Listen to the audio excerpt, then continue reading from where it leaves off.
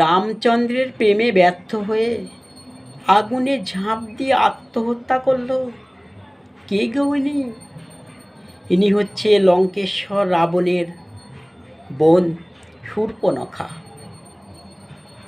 পঞ্চবটী বনে রাম লক্ষ্মণকে দেখে আকৃষ্ট হয়ে পড়ে শূর্পণখা। সে রামকে বিবাহ করার জন্য উদ্যত হয়। রাম বলে সে বিবাহিত। তখন শূর্পণখা নিজের রূপ ধারণ করে সীতাকে খেতে যায়।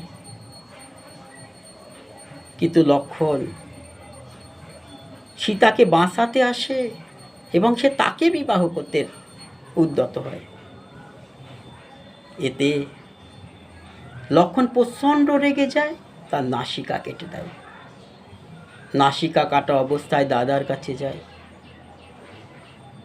অভিযোগ জানায়। পরিশেষে শূর্পণখা কোথায় গেল জানেন? পুষ্কর তীর্থে চলে যায়। সেখানে গিয়ে সাধনা করতে থাকে, কঠোর সাধনা। আমি রামচন্দ্রকে প্রতিরূপে পাবো কিভাবে? কিন্তু সাধনাতে ব্রহ্মা সন্তুষ্ট হয়ে তাকে বর দেয়, বিগত দাপর যুগে কৃষ্ণ রূপে যখন বৃন্দাবনে যাবে তুমি দর্শন পাবে, তার অঙ্গ স্পর্শ পাবে। তখন এই শূর্পণখা আগুনে ঝাঁপ দিয়ে আত্মহত্যা করে যে আমি তো পরের জন্মেই পাবো। পরের জন্মে সে কংসের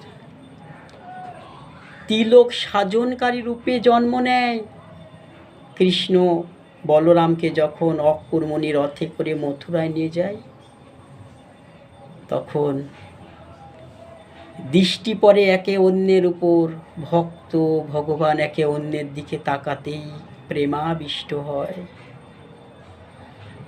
তাদের তাদের চন্দন দেয়। কৃষ্ণ অঙ্গ স্পর্শে শূর্পণখা সুন্দর এক রমণীতে পরিণত হয়। এর নাম কি হয়েছিল জানেন?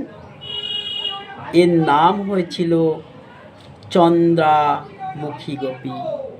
পরে এই গোপীকে নিয়ে আসে বৃন্দাবনে। এটি আমরা নিয়েছি ব্রহ্ম বৈবর্ত পুরাণ নামক গ্রন্থ থেকে।